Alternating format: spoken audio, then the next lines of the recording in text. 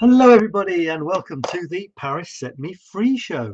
Once again with me here in Paris, Sab in Paris, and I'm going to be wearing a giraffe today. There we are, there it is, a giraffe. And did you know that there are giraffes in Paris? I think I'm right in saying that there are giraffes in Paris, and I mean real ones. There's a couple of zoos, actually about 3 different zoo type things in Paris. One is an official zoo. I think it's called le Zoo de Vincennes or le Parc Zoologique de Paris, something like that, in Vincennes. Vincennes is not exactly in Paris, but it's officially part of Paris. But if you look at the typical round shape of Paris, well, I can show you in a minute, you'll see that the 2 woods, the Bois de Boulogne, the Boulogne wood on the left, on the west, and the Vincennes wood on the right, is outside of the ring road, but it's still part of Paris officially. And the Vincennes wood and the zoo is part of the 12th arrondissement. So there is a zoo in Paris, and it has giraffes. There's another little zoo, and they call it a menagerie, in the Jardin de Luxembourg. The Jardin des Plantes, which has a few animals, including sort of mini kangaroos, which might be called wallabies.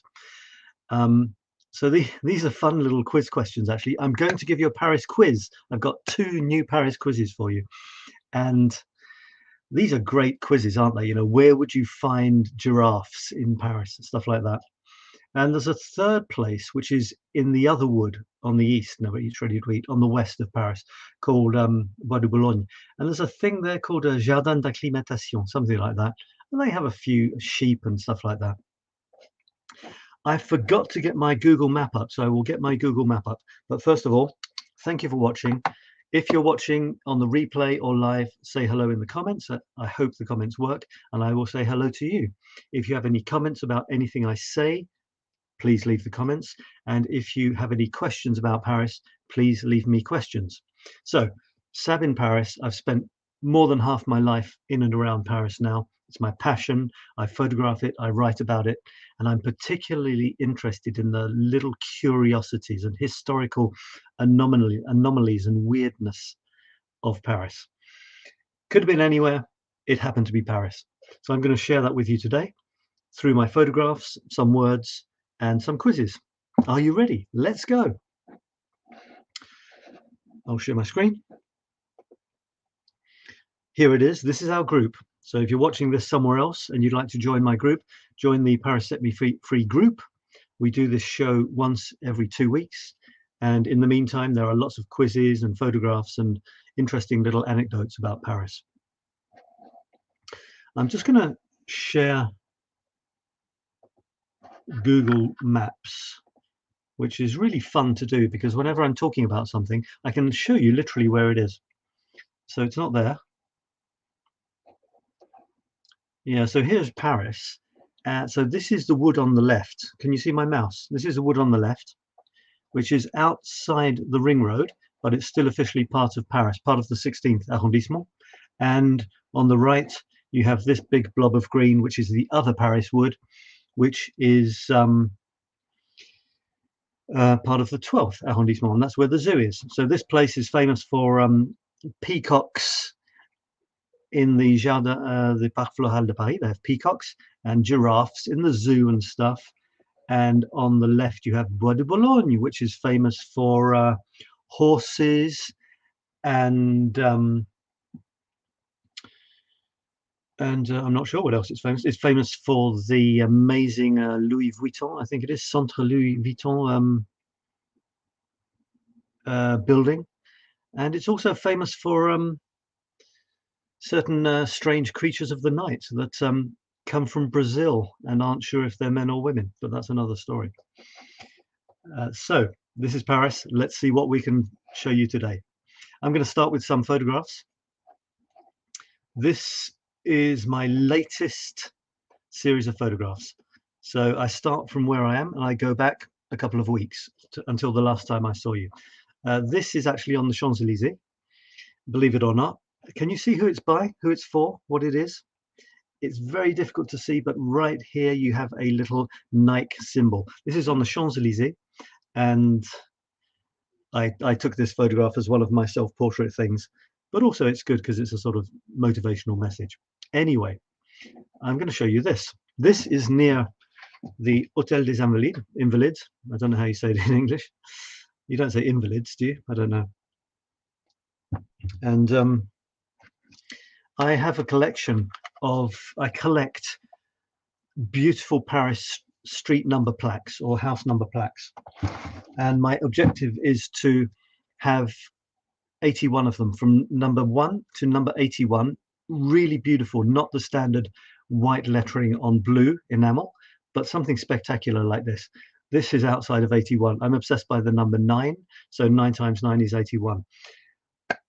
And actually not that many streets go above 81 or 100, to be honest. Some do. But this is a beautiful example of exactly what I want to collect. Just a lovely tiled sort of mosaic number, 98 bis. And it's opposite Invalides. And it's interesting because this bis thing, I thought, what exactly is that? And I looked into it, and it's a bit like in English, we add a after a number. If you build a new house in between two, and you have to give it a number, but the number it needs isn't available, you add an A. You put, 98A. The funny thing is, this is on a big building, so how could you forget a big building and have to call it 98 Bs? Well, what happens is, in the beginning, the whole building was maybe owned by one person, so it had one number. And then as time went on, they divided the building into separate flats or separate floors with separate owners who had their own front doors, so they had to give it a new number. So 98 Bs, there it is. And there's a lot of these lovely numbers, often in the little streets which are hidden away in some of those sneaky little corners or those alleyways. So this is an ongoing project, and I've got quite a few nice numbers coming up. I'm going to go, no, let me give you a quiz now. By the way, say hello if you're watching on the replay or live. Say hello. What do you love about Paris? What's your favorite thing about Paris? So leave a little comment if you want. Now I'm going to go over to your page, the group page, Paris Set Me Free. That's the name of the group. And if you don't belong, please join if you love Paris. And my approach is a little bit different to the usual sites and groups on Paris who tend to focus on sweet and sickly stuff like macarons and boulangeries and chocolate shops and nice pictures of the monuments. I do that. I can do that, but I've always thought of Paris as the city of light and shadow, or the city of light and darkness, because not everything is picture perfect in Paris. So I show both sides. In fact, what I do is I go into Paris and I see what Paris offers me, and then I offer it to you. So you might see some of my photographs, they're not so nice, not so cheerful, but that's Paris. So a couple of things I want to show you. One is this series of quizzes.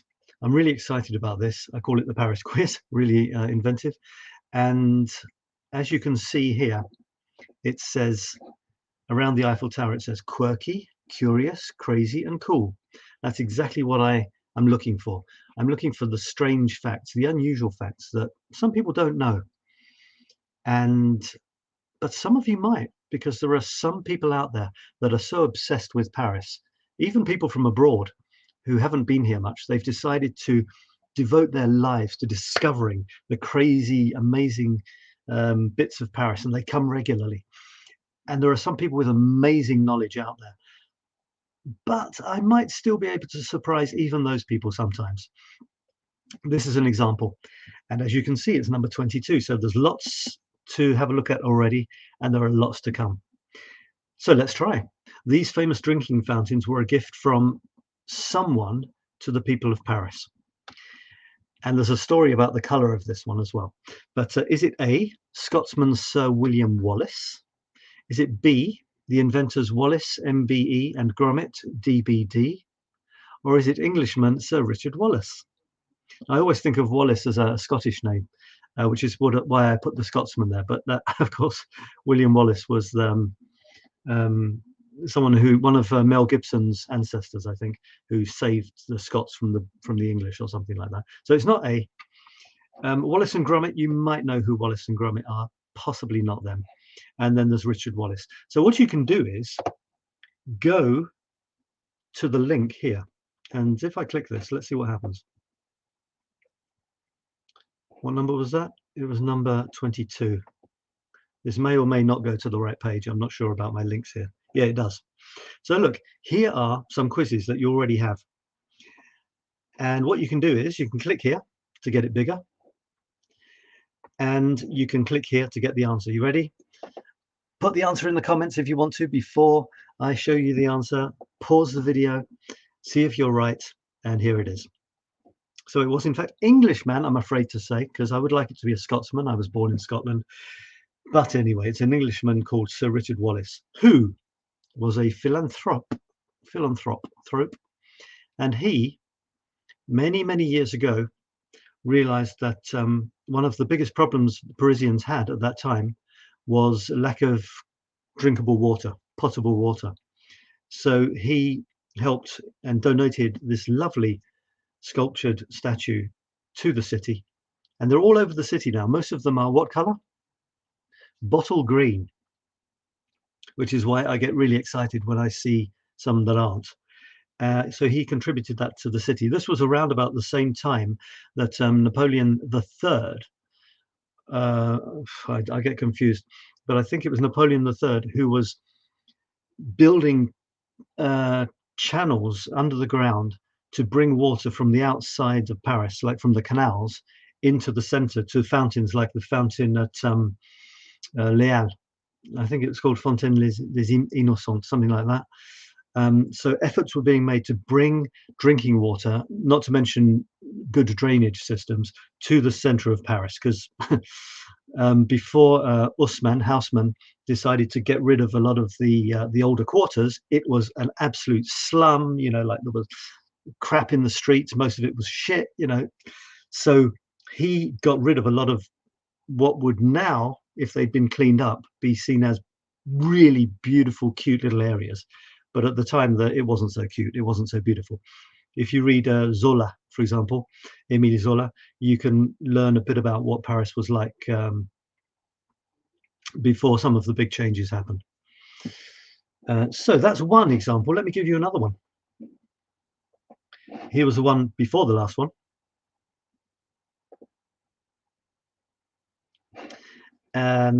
So Paris's oldest public clock. Do you know where this is?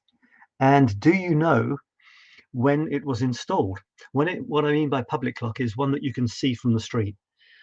But this isn't just any old, you know, clock. It's an absolutely incredibly beautiful piece of art. In fact, it looks amazing in this photograph because my photographs look amazing. No, because they've recently renovated it. It used to be really old and, you know, covered in. In fact, a lot of the buildings, including okay, I'm going to tell you where it is now. Okay, so what do you think the answer is? Paris's oldest public clock, found on the dates back to Stop the video if you want to play the game. And here is the answer. These are old, you see, so I'm assuming you've already checked them out. There it is. So it's the Conciergerie. And can you believe it? I would have thought, you know, 18th century or something. 1370. I find that hard to believe. They produced such an incredibly beautiful, functioning timepiece. What, 850, 750 years ago. Absolutely incredible. The Conciergerie was black a few years ago. This is the amazing thing on the Seine, which, let me show you, which, well, who was famously held in the Conciergerie before having a very painful experience? Do you know? Dun, da, da, da. Take me down. Oh, I think I better get a little bit closer. Where am I now? Where on earth am I? Am I in the Notre Dame gardens. Yeah, I'm in the gardens of Notre Dame there. It's not quite where I meant to be. Let me just zoom back up a little bit. So the conciergerie is down here. 𝙘𝙤𝙤𝙑, one of the most incredible places. So many curiosities. I did a tour once just on 𝙘𝙤𝙑, and I had 25 curiosities to show people. Can you believe that? Let's go on to the bridge. Pont au Change. Pont au Change. So it looks like there's Notre Dame, you see, and here is the conciergerie. So who was famously kept in this tower here and lost her head? I don't mean she went mad, I mean she lost her head. It was removed from her shoulders. Marie Antoinette. Is that right? Marie Antoinette. Just asking my specialist here, my invisible specialist. And there is the clock. Can you see the clock there? Now, this photograph was taken after it was restored, because a few years ago this was moving towards black, and now it's beautifully restored. So there you go. Should we do one more? Yes, let's do one more. Here it is. On what legendary walls rusts this old sign? Is it La Sorbonne? Is it Le Panthéon? Or is it La Madeleine? Do you know what these establishments are? Again, if you want, write it in the comments if you know the answer and if you know what these buildings are. So La Sorbonne is the most famous university in Paris, the equivalent in Britain of Oxford or Cambridge, maybe St Andrews in Scotland, and Harvard, Brown University in the States, things like that. So France has got the La Sorbonne. So is it part of a university? Le Panthéon used to be a church. Now it's a resting place for France's great, and has just welcomed a couple of ladies actually. But that's another story. And La Madeleine is a church. I think it's the only church in Paris which doesn't actually have a steeple. Looks a bit like a Roman temple. And the answer is, what is the answer? Can you see what it says? It says it's beautifully rusty and horrible. I love it. And it's called, it says Faculté des Lettres et Sciences Humaines, Service de Livraison. So basically it's the deliveries door to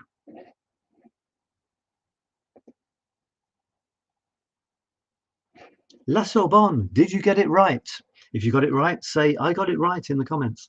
If you have anything to add, by the way, please add to what I'm saying. If I get something wrong, please correct me. And if you have another little bit of information, please let me know. This is the beginning of this series, so obviously not many people know about it. I hope, and please spread the word if you like it, I hope that in the weeks, months and years to come, this will become a regular rendezvous for with a nice English accent there, rendezvous for anyone who loves Paris. Let's do one more and then I will look at some more photographs. So here it is. Do you know where this is? This is so beautiful, isn't it? And Paris connoisseurs will probably immediately guess the cemetery. Why?